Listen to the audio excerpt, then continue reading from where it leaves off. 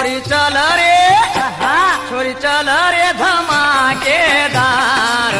कोरी गाँव की छोरी चल रे धमाकेदार छोरी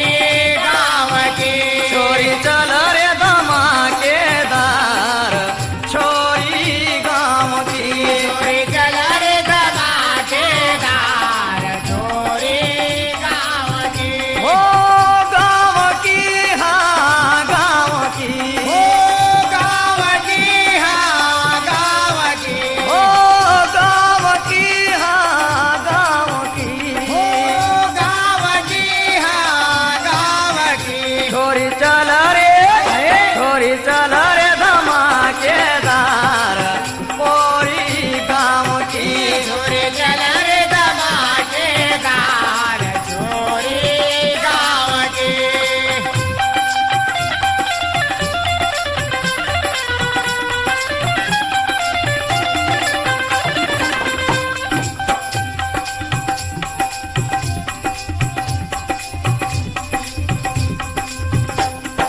सोलह की उमरिया जे की रूप फिरे मतवाली 16 की उम्र की रूप निराली 16 की उमरिया जे की रूप फिरे मतवाली 16 की उम्र की रूप निराली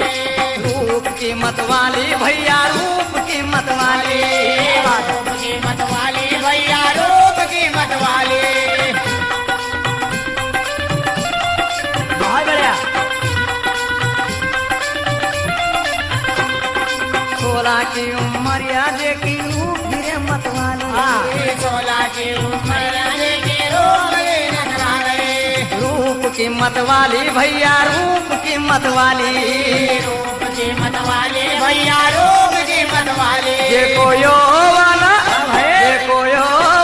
झोला खाए कोरी गाँव की जे को यौवन झोला खाय छोरी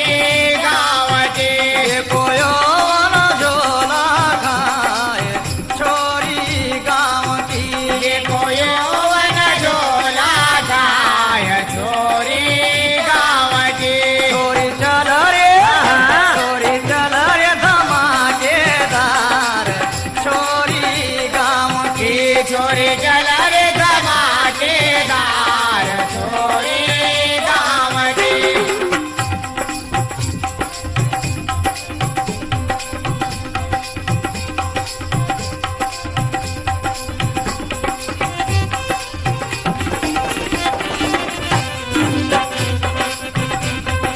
मीठा मीठा बोल रे का होठ रंग रसीला मीठा मीठा बोल रे का होठ रंग रसीला मीठा मीठा बोल रे का होठ रंग रसीला मीठा मीठा बोल रे का होठ रंग रसीला होठ है रंग रसीला भैया होठ रंग रसीला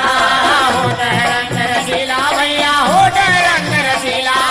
मीठा मीठा बोल रे का होठ रंग रसीला मीठा मीठा बोल रे का होठ रंग रसीला ये की पतली कमर बल खाए छोरी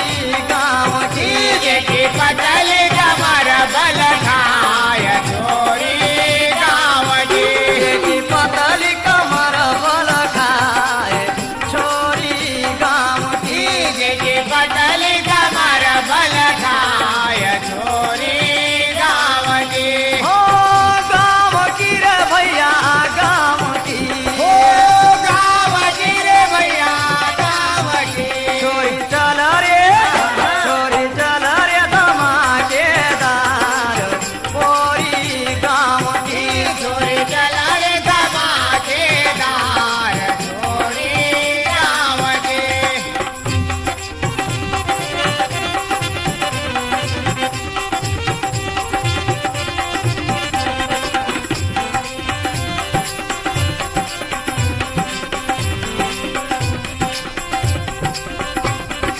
आगे पीछे छोरा घूमे कहीं पगला हुई जा